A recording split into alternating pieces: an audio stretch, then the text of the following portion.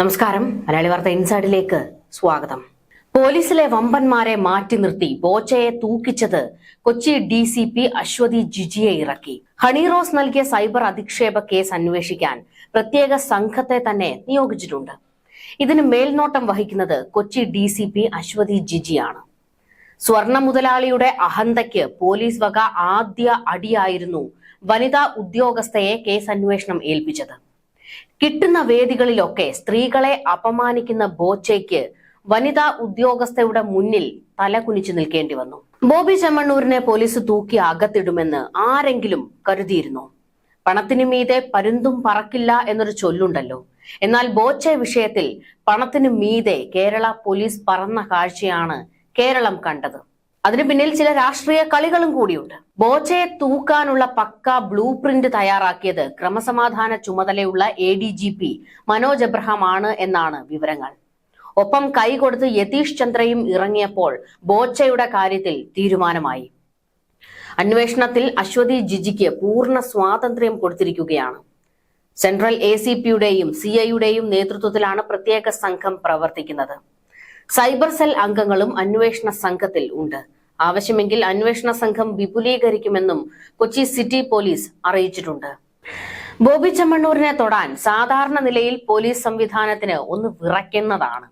കാരണം ഉന്നത രാഷ്ട്രീയ നേതൃത്വങ്ങളിൽ ഉൾപ്പെടെ വലിയ സ്വാധീനം ഈ സ്വർണ്ണ മുതലാളിക്കുണ്ട് എന്ന് ആർക്കാണ് അറിയാത്തത്?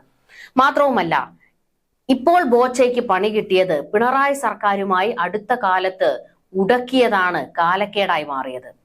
സ്ത്രീപക്ഷ സർക്കാർ എന്ന് ഇടയ്ക്കിടെ തള്ളുന്ന പിണറായി കൂട്ടർക്ക് ഹീറോയിസം കാണിക്കാനുള്ള ഒരു വഴി കൂടി തുറന്നു കിട്ടിയപ്പോൾ ബോച്ചയ്ക്ക് ഇനി കാലക്കേട് സ്ഥിരമാകാനാണ് സാധ്യത.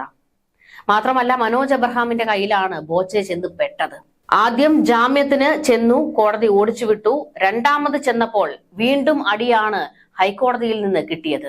അടിയന്തരമായി പരിഗണിക്കാൻ മാത്രം ഇത്ര വലിയ അർജന്റ് ആണോ ഈ കേസ് എന്ന ചോദ്യമായിരുന്നു കോടതിയിൽ നിന്നുണ്ടായത്. സംസാരിക്കുമ്പോൾ മര്യാദയ്ക്കൊക്കെ സംസാരിക്കേണ്ടേ എന്ന് കോടതിയുടെ ചോദ്യവും വന്നു. ഇനി ശ്രദ്ധിച്ചോളാം എന്ന് ബോച്ച മറുപടിയും കൊടുത്തു. എന്നാൽ ബോച്ചയ്ക്ക് നാവിന് എല്ലില്ല എന്നുള്ളതും എന്ത് വഷളത്തരവും എവിടെയും പോയി പറയുന്ന ഒരു മനോനിലയാണ് ബോച്ചയ്ക്കുള്ളതെന്നും കേരളത്തിന് അറിയാവുന്ന കാര്യമാണ്. പക്ഷെ അതൊന്നും അംഗീകരിച്ചു കൊടുക്കാൻ നമുക്ക് കഴിയില്ല. ഇവിടെയാണ് പോലീസിന്റെ കൃത്യമായ ചില ഇടപെടലുകൾ നടന്നിരിക്കുന്നത്. ഹണിറോസ് നൽകിയ പരാതിയിൽ നോട്ടീസ് നൽകി വിളിപ്പിക്കുന്നതിന് പകരം ബോബി ചെമ്മണ്ണൂരിനെ വയനാട്ടിൽ പോയി പൊക്കി തൂക്കി അകത്തിടുകയായിരുന്നു. ഇതാണ് കൊച്ചി സിറ്റി പോലീസിന് കയ്യടി കിട്ടാൻ കാരണവും. ഇതിന് വയനാട് പോലീസിന്റെ സഹായവും കൊച്ചി പോലീസിന് ലഭിച്ചിരുന്നു. വയനാട് ഉൾപ്പെടെയുള്ള മലബാറിലെ പ്രധാന ജില്ലകളിലെ പോലീസ് ചുമതല കണ്ണൂർ റേഞ്ച് DIG യതീഷ് ചന്ദ്രയുടെ കീഴിൽ വരുന്നതാണ്. കുറ്റവാളികളോട് മുഷ്ടി ചുരുട്ടുന്ന നയമാണ് യതീഷ് ചന്ദ്രയുടേതും. വയനാട്ടിലെ സ്വന്തം ഉടമസ്ഥതയിലുള്ള റിസോർട്ടിൽ നിന്നാണ് ബോബി ചെമ്മണ്ണൂരിനെ കസ്റ്റഡിയിലെടുത്തത്.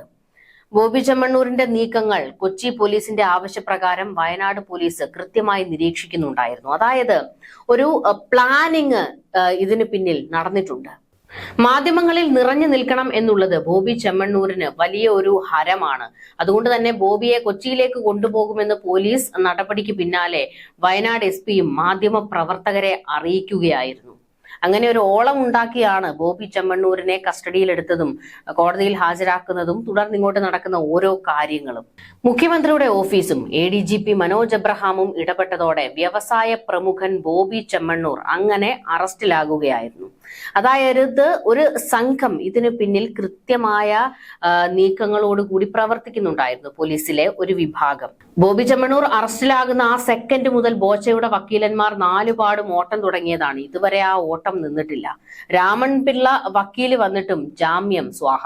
അതിന്റെ കൂടെ ബോച്ചയുടെ ഫാൻസ് നടു റോഡിൽ കാണിച്ചു കൂട്ടിയ പട്ടി ഷോയ്ക്കുള്ള 8ന്റെ പണിയും കിട്ടിയിരിക്കുന്നത് ബോച്ചയ്ക്കാണ്.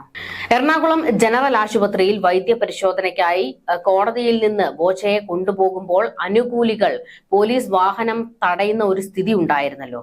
പോലീസ് വാഹനം തടഞ്ഞ് ബോബി ചെമ്മണ്ണൂരിനെ മോചിപ്പിക്കാനുള്ള ശ്രമമാണ് നടന്നതെന്ന് പോലീസ് കൃത്യമായി കോടതിയെ അറിയിച്ചിട്ടുണ്ട്. അതായത് പോലീസിന്റെ ജോലി തടസ്സപ്പെടുത്തുന്ന സമീപനമാണ് ബോബി ചെമ്മണ്ണൂരിന്റെ ഫാൻസിന്റെ പക്കൽ നിന്നുണ്ടായതെന്ന് കോടതിയിൽ കൃത്യമായി പോലീസ് വ്യക്തമാക്കിയിട്ടുണ്ട്. ജീപ്പിൽ നിന്ന് ഇറങ്ങിയിരുന്നെങ്കിൽ പോലീസുകാരെ കൈവെക്കുന്ന ഒരു രീതിയിലേക്ക് വരെ കാര്യങ്ങൾ പോകുമായിരുന്നു എന്നും കോടതിക്ക് മുന്നിൽ പോലീസ് വ്യക്തമാക്കിയിട്ടുണ്ട്.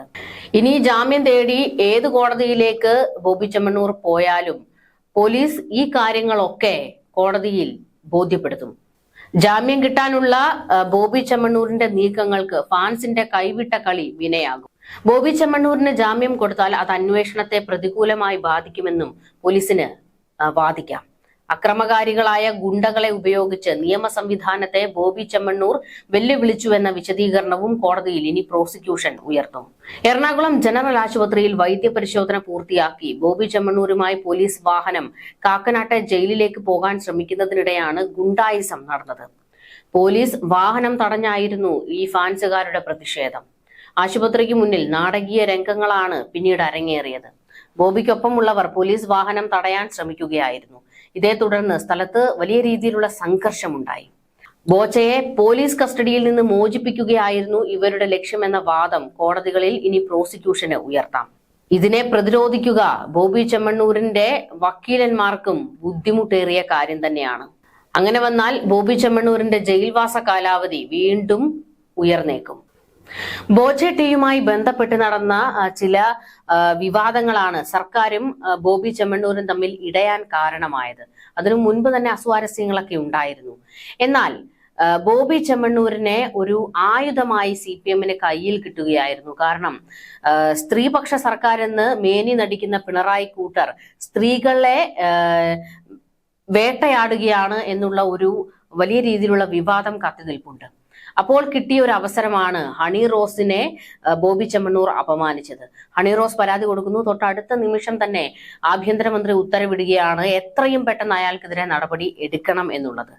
ഇത് മനോജ് എബ്രഹാമിന്റെ കയ്യിലായതാണ് ബോബി ചെമ്മണ്ണൂരിന് ഇത്ര വലിയ അടിയായത്. ന്യൂസ് ഡെസ്ക് മലയാളി വാർത്ത ഇൻസൈഡ്.